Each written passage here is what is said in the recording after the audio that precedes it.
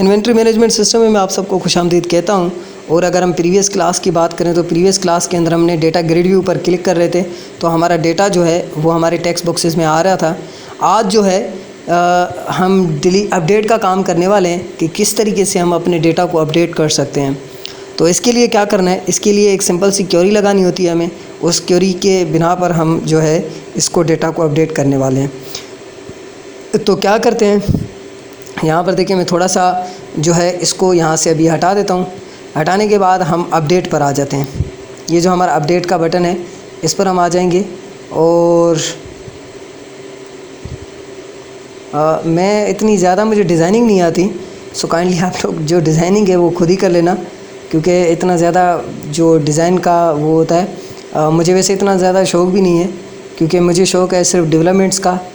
तो डिज़ाइन जो है वो मेरे पल्ले बहुत कम पड़ती है और मुझे नहीं पता चलता कि ये जो डिज़ाइनिंग हो रही है ये सही हो रही है या गलत हो रही है, ये जो हम डिज़ाइनिंग में कर रहा हूँ वो सही कर रहा हूँ या गलत कर रहा हूँ। सो वैसे भी आप सॉफ्टवेयर है किस तरीके से आप सेट कर सकते हैं, मैं मज़ीद कुछ आइकन्स वगैरह ऐड करके आप लोगों को किसी क्लास में बता दूंगा। और इन्हीं बटन्स पर कुछ हम आइकन्स भी ऐड करते जाएंगे हाथों हाथ, ताकि हमारा सॉफ्टवेयर जो है वो थोड़ा सा अच्छा लगे। सो यहाँ पर अपडेट पर मैं क्लिक करता हूँ। क्लिक करने के बाद यहाँ पर हम आ जाते हैं और अपडेट की कोडिंग कर लेते हैं हम। तो सबसे पहले जो है SQL कमांड, वही कोडिंग मैं बार बार हाथ से इसलिए यानी कि बार बार मैं कोडिंग इसलिए कर रहा हूँ ताकि ये कोडिंग जो है आप लोगों को बिल्कुल एक्यूरेट तरीके से जो है वो याद हो जाए। क्योंकि सीरियसली बताऊँ कि अगर मैं भी इसको छोड़ देता हूँ कुछ टाइम के लिए तो मैं खुद भी भूल जाता हूँ कि ये कोड करना कैसे है। सो इट्स यानी कि ये हो जाएगी आप लोगों की बेस्ट जो है प्रैक्टिस हो जाएगी। SQL command cmd = command.create command को क्रिएट कर दें और फिर इसके बाद कमांड टाइप को आप ऐड कर दें। जो हमारी कमांड टाइप होगी वो इक्वल होगी कमांड टाइप डॉट टेक्स्ट के। सेम कोडिंग जो हम प्रीवियस क्लासेस में करते हुए आए हैं। फिर cmd डॉट कमांड टेक्स्ट जो है वो हम कमांड टेक्स्ट लगा देंगे यहाँ पर। फिर उसके बाद cmd dot execute non query, और यहाँ पर जो है नॉन क्वेरी को एग्जीक्यूट कर देंगे हम, ठीक है। फिर उसके बाद जो कॉल फंक्शन है हमारा उसको कॉल कर देंगे। अब ये कॉल फंक्शन को कॉल क्यों करना है, ताकि देखिए अपडेट होने के बाद कॉल फंक्शन क्या करेगा, उस डेटा को हमें दिखा देगा। सो फ़िलहाल हम नहीं करते, फ़िलहाल हम अपडेट की क्वेरी लगा लेते हैं। तो अपडेट की क्वेरी कैसे लगाई जाती है मैं आपको बता देता हूँ। आपने यहाँ पर लिखना है अपडेट लिखने के बाद जो आपका टेबल का नाम है यहाँ पर हम आ जाते हैं। यहाँ पर F2 कर लेते हैं, ये हमारी टेबल का नाम है। Ctrl+C टेबल का नाम रख लिया। फिर उसके बाद जो है इस टेबल पर राइट क्लिक करना है और इसके डिज़ाइन व्यू में चले जाना है। तो जब तक मैं टेबल का नाम जो है यहाँ पर पेस्ट कर लेता हूँ। अपडेट करो इस वाली टेबल को, सही है।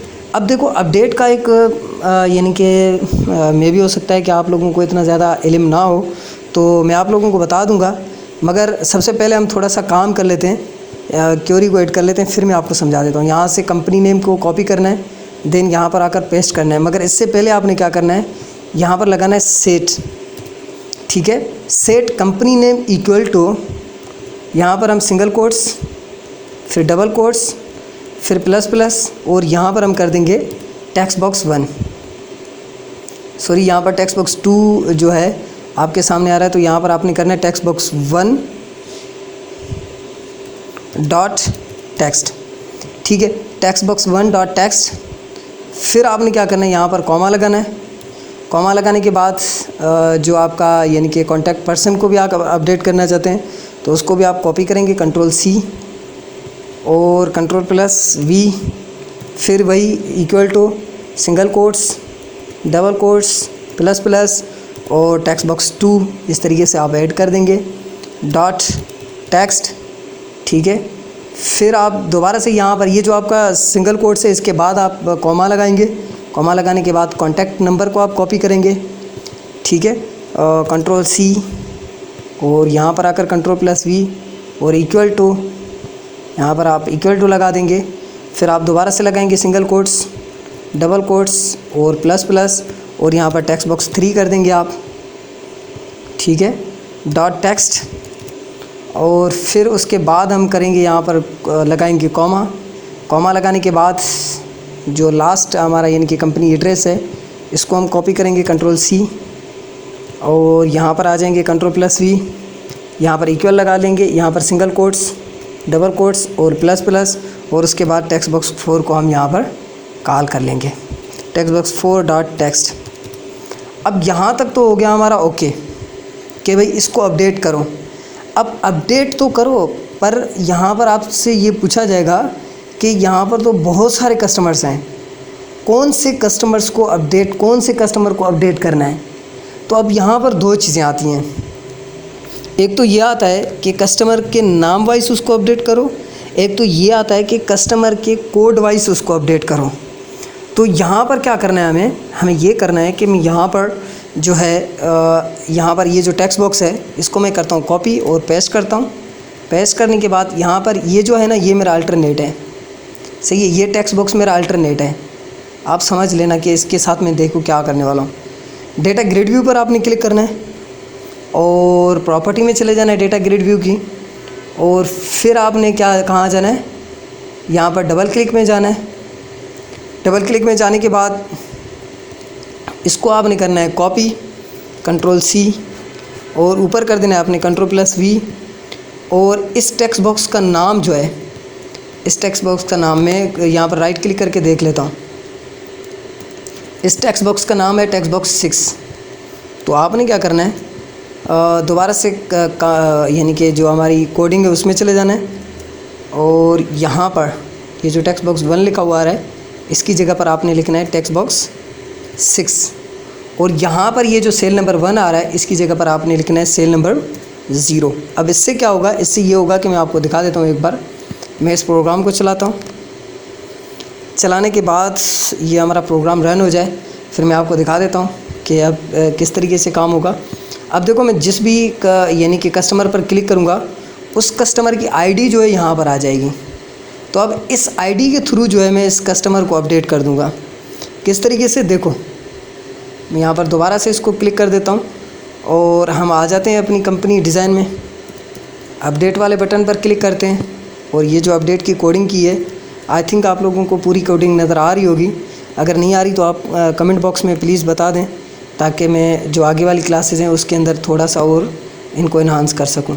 तो यहाँ पर मैं लिखूँगा, देखें थोड़ा सा जूम कर लेता हूँ, यहाँ पर मैं लिखूँगा where, WHERE, where ID equal to, जहाँ पर ID इक्वल है टेक्स्ट, यहाँ पर single quotes, double quotes, plus plus, text box 6 के।